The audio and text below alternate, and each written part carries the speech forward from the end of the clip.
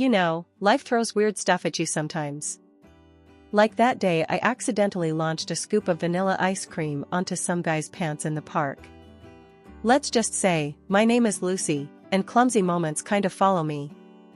I was out enjoying the sun, armed with my favorite ice cream, when I tripped right near a bench where this guy was sitting, totally absorbed in his phone. Shoot, I'm so sorry. I blurted out as the ice cream plopped right onto his thigh. He looked up, more amused than annoyed, and then did something I didn't expect. He laughed. Guess I needed a bit more vanilla in my day anyway. His light-hearted reaction eased my embarrassment. I pulled out some napkins, trying to help clean the mess. I swear I'm not usually an ice cream bomber. It's cool. Sit down, he gestured to the space next to him. I'm Mark. And now, thanks to you, I have a sweet story about how my day got better. Grinning, I sat down. I'm Lucy. And I guess I owe you an ice cream now. We hit it off right away. Turned out, Mark worked in IT, not too far from where I did my web design gigs from home. We chatted about everything from tech to the latest movies, and by the time we parted ways, we'd set up a date for the weekend. Fast forward a bit, and things between us were great. But then came the day I met his mother, Mrs. Whitaker. Mark had told me she was a bit traditional, but nothing prepared me for the reality. The moment I walked into their family home, there she was, sitting with a book on astrology spread out before her. Hello, I'm Lucy, I said, reaching out to shake her hand.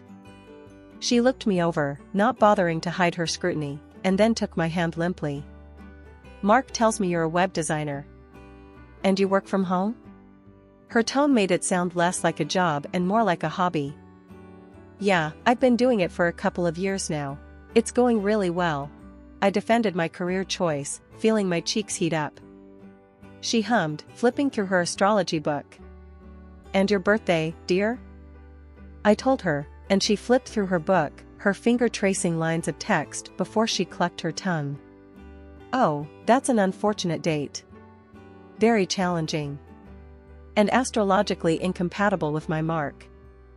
I tried to keep my cool. Well, we're doing just fine so far. Mrs. Whitaker smiled, but it wasn't warm. It was the kind of smile that said she knew better. We'll see, dear. These things have a way of showing true colors in time. The whole visit was tense. Every word out of her mouth was a subtle dig at me, my job, my background, even my taste in clothes. I got the clear message, I was not what she had envisioned for Mark. So, Mark and I decided to get hitched after about 3 years of that ice cream incident. Yeah, 3 years of dating, dealing with his mom's cold vibes, and just life throwing its usual curveballs. But we were solid, you know? Like, nothing could really shake us. We were sitting on the couch one lazy Sunday, just chilling and watching some old comedy flicks, when Mark turned to me, his eyes all serious, which was a rare switch from his usual grin. Lucy, I've been thinking, he started, and I felt that weird flutter in my stomach. Like butterflies going nuts. What's up? I asked, trying to sound chill even though my heart was doing somersaults. I kinda wanna spend the rest of my life watching bad movies with you. What do you say we make it official? His smile was hopeful, kinda shy, which wasn't like him at all. I laughed, more out of relief because, hell, I wanted this so much. Are you asking me to marry you without a ring, Mark Whitaker? Damn right, I am. But I promise, I'll get you a ring that'll make up for this lame proposal. He was grinning now, confident as he pulled me into a hug. Planning the wedding, though, that was a circus. Especially with Mrs. Whitaker throwing her 2 cents in every chance she got. We were deciding on wedding invites one evening, and she was there, of course, peering over my shoulder like some kind of hawk. You're not seriously considering this design, are you? She frowned at the floral pattern Mark and I had picked out. It's far too gaudy. Mom, it's what we want. I like it. Mark jumped in, always my champion. I like it too, I added, more to stand my ground than anything else. I wasn't about to let her bulldoze every choice we made. It's your wedding, she sighed, looking anything but pleased. But remember, the invitation set the tone for the entire event. The big day came faster than I expected.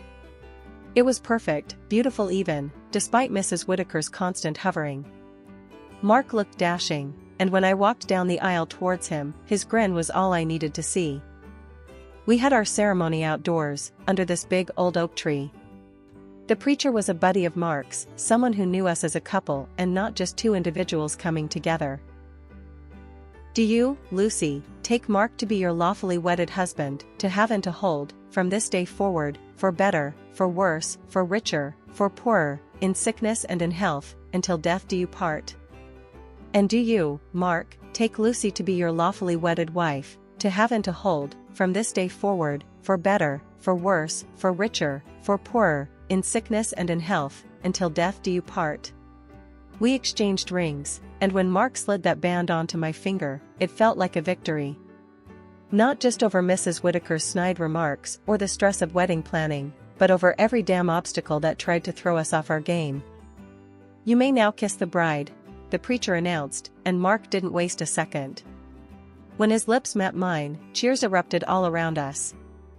It was like a movie, only better, because it was real and it was ours. We'd been living together for 2 years, and every step felt right, but buying our own place was a big leap. We spent weekends touring homes, debating features, and balancing what we wanted with what we could actually afford. One sunny Saturday, we stumbled upon a house that ticked almost all our boxes. It was charming, had a spacious kitchen, and a big backyard. The only hiccup? It had a swimming pool.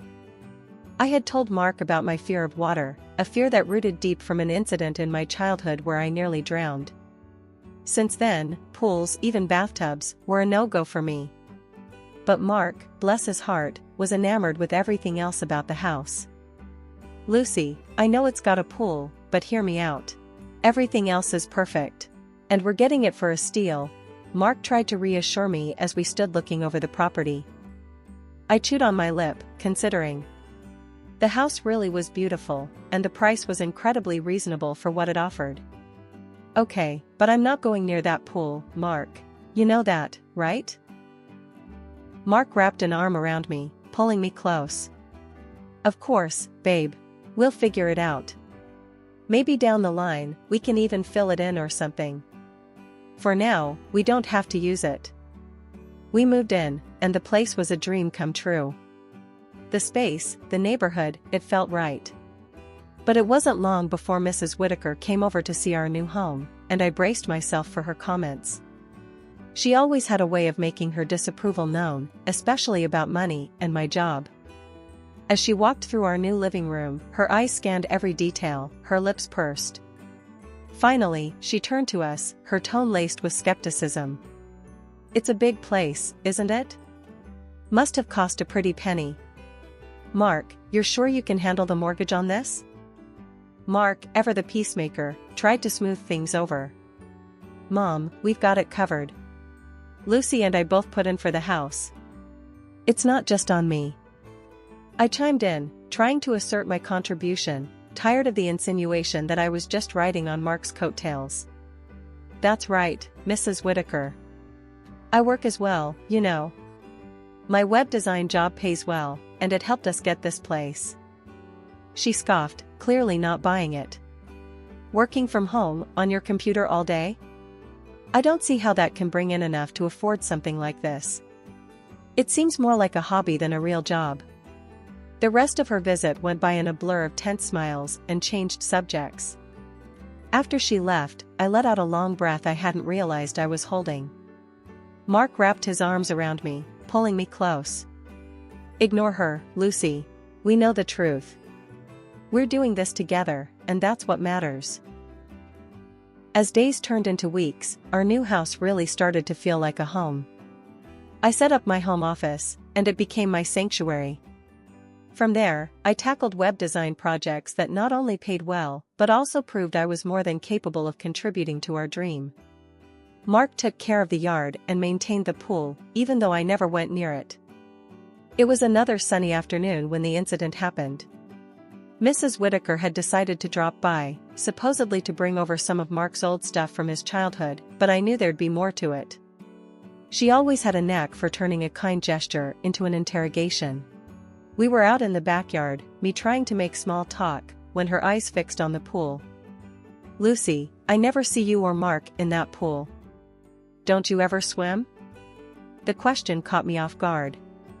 I took a deep breath, deciding maybe honesty would shut it down. "Actually, I'm afraid of water. Had a bad experience as a kid, almost drowned. Haven't been comfortable around pools or large bodies of water since." Her expression shifted from curiosity to something I couldn't quite place. Was it disbelief? Disdain? Whatever it was, it didn't feel supportive. "Well, that's just unusual, isn't it? A grown woman afraid of a little water," she scoffed, and I felt my face heat up in embarrassment. I tried to laugh it off, but the conversation left a sour taste in my mouth. Later, I found out that it wasn't just a sour conversation, it was the start of a rumor mill. Mrs. Whitaker, in her infinite wisdom, had decided to share my fear with her circle of friends and family, embellishing the story to make it sound like I was mentally unstable because of my phobia. The news came back to me through a friend who'd heard it from someone else. "Lucy, is it true what they're saying?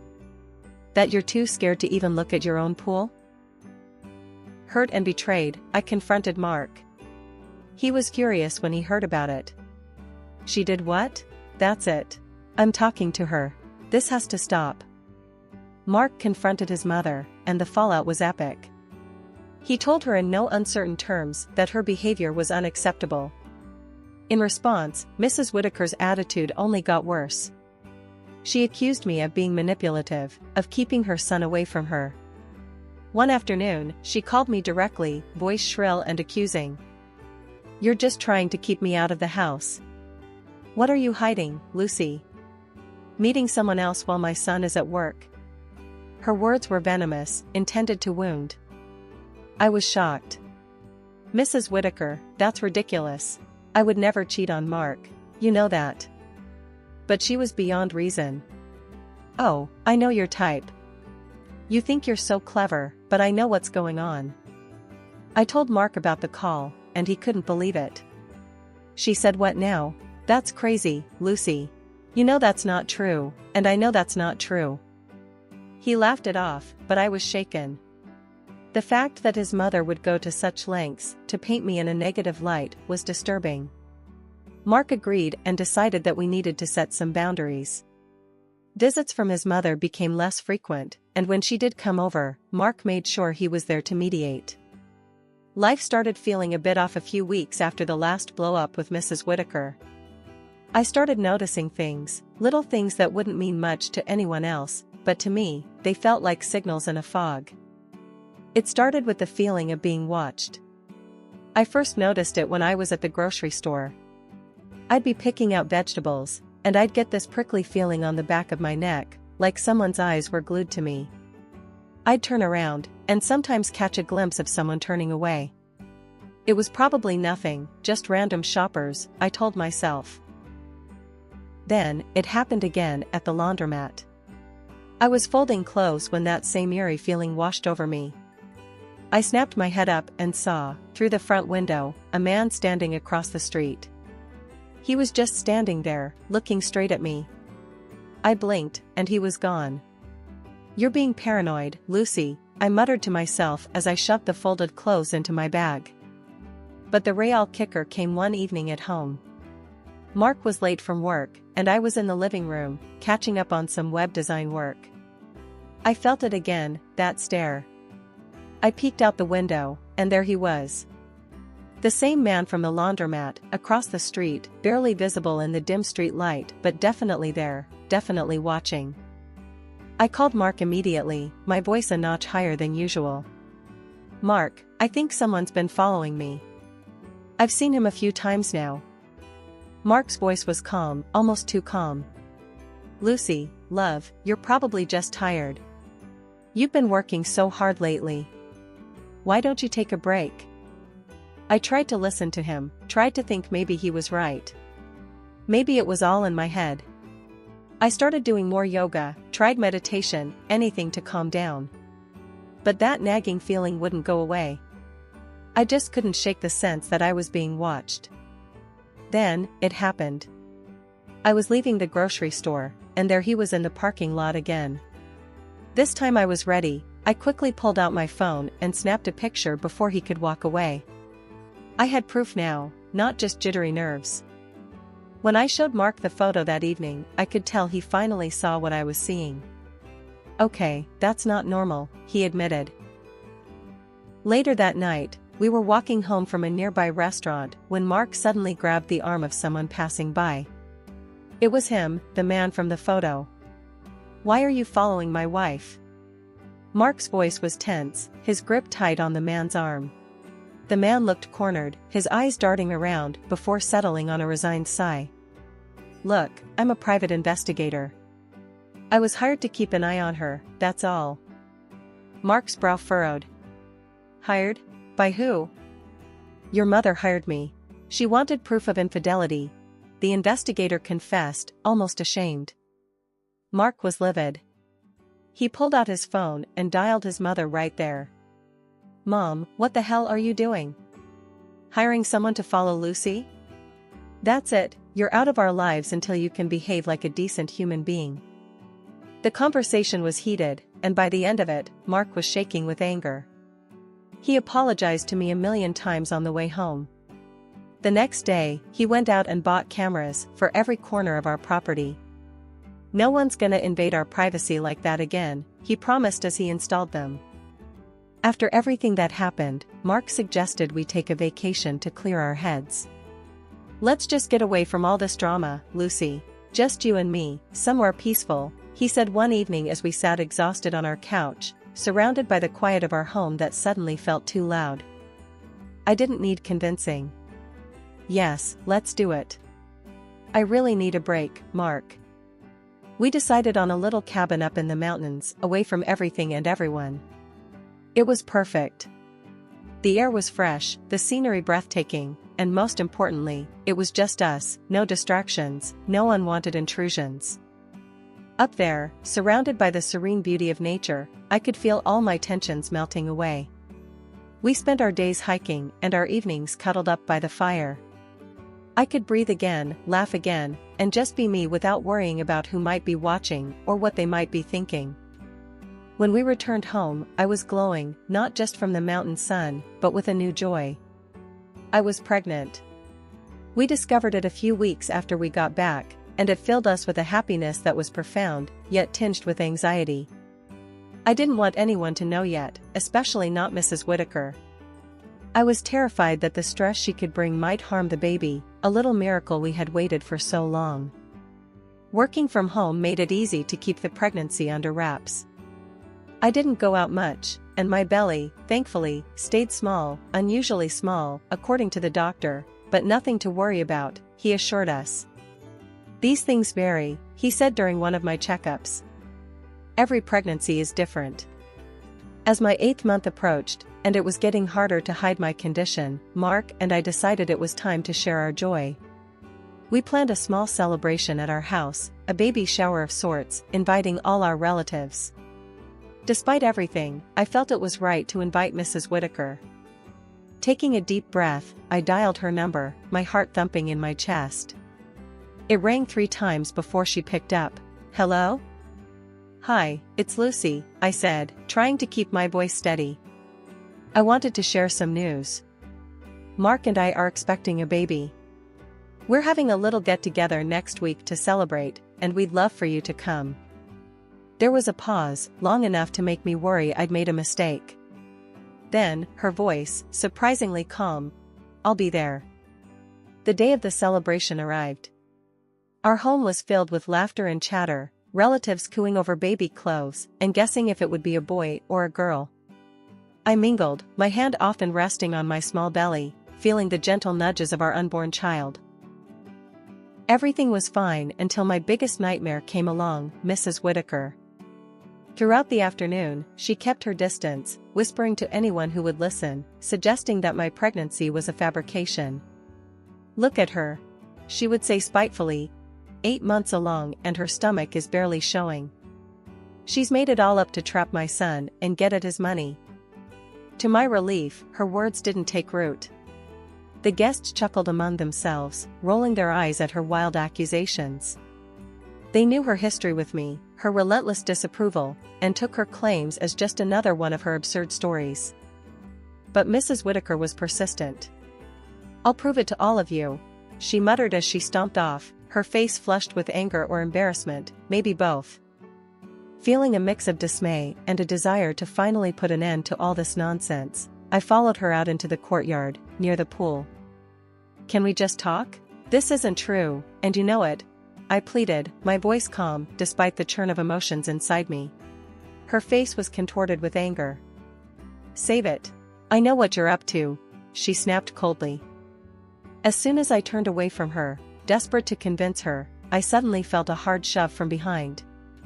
My balance lost, I stumbled forward, the edge of the pool, the water, all rushing towards me in a blur of fear. Terrified, I fell into the water, the old panic from my childhood washing over me. Darkness edged my vision as I began to sink, my mind screaming for help. When I awoke, I was in a hospital bed, the sterile beep of machines filling the quiet room. Mark was there, his face pale and strained as he held my hand tightly. "How's the baby?" were the first words that tumbled from my lips, more a croak than a question. He squeezed my hand, his eyes glossy. "The doctors, they had to do an emergency delivery. He's in intensive care now," he whispered, the tremble in his voice betraying his worry. My heart sank, tears flooding my eyes as the reality set in. Our baby, our little boy, was fighting for his life in an incubator. The next morning, I woke up still in shock, the events of the previous evening replaying in my mind like a nightmarish loop. I was in the hospital, feeling weak, but driven by a need to clear up the confusion. "Mark, you need to look at the security footage from last night," I said to my husband, my voice urgent but shaky. "Your mom, she pushed me into the pool. It wasn't an accident." Mark looked bewildered, almost refusing to believe what I was saying. "Lucy, are you sure? Mom can be harsh, but to physically push you, that just doesn't sound like her." "Just please check the cameras," I insisted, my gut twisting with the fear that he might not take me seriously. He nodded slowly, pulling out his laptop to access the surveillance system we had installed at home. The tension was palpable as he scanned through the footage, his face turning from skepticism to horror as the scene played out on the screen. "God, Lucy, I'm so sorry. I can't believe she would do this," he stammered, his face pale as he turned to me, the laptop forgotten beside him. He called the police immediately. The evidence was clear and irrefutable, leading to his mother's swift arrest. Mrs. Whittaker was charged and the trial set. Her defense was that it was all supposed to be a joke, an attempt to prove I was lying about my pregnancy. She claimed she thought my pregnancy belly was fake and expected it to come off when I hit the water, exposing my deceit in front of everyone. But the video evidence, along with witness testimonies from the party, painted a different picture. The jury didn't buy her story of a harmless prank gone wrong. She was found guilty of assault and reckless endangerment. The judge was stern as he delivered her sentence of 3 years in prison. He also ordered substantial financial compensation for the medical bills and rehabilitation costs for our son, who had been born prematurely due to the stress and trauma of the incident. Mrs. Whittaker had to sell her house to cover the fines and compensation. As our son fought through his early months, undergoing numerous medical treatments and therapies to catch up in his development, the strain on us was immense. Every day was a battle, filled with hospital visits, therapy sessions, and constant worry. But gradually, with relentless care and an array of medical interventions, he began to thrive. Throughout it all, Mark and I grew closer, our bond fortified by the trials we faced together. Our love for our son and for each other deepened in ways I couldn't have imagined. As Mrs. Whittaker's release date approached, I made a decision for the safety and well-being of our family. I petitioned for, and was granted, a restraining order against her. It prohibited any contact with us, and especially with our son. It was a tough decision, but necessary. The safety of our child was our top priority, and we couldn't risk any more disturbances in our lives. One evening, as we put our son to bed, Mark looked at me with a soft smile. "You know, despite everything, I feel lucky. We have each other, we have him, and we have a future. It was the end of a harrowing chapter, but more importantly, it was the beginning of a new story for us, one filled with hope, healing, and happiness.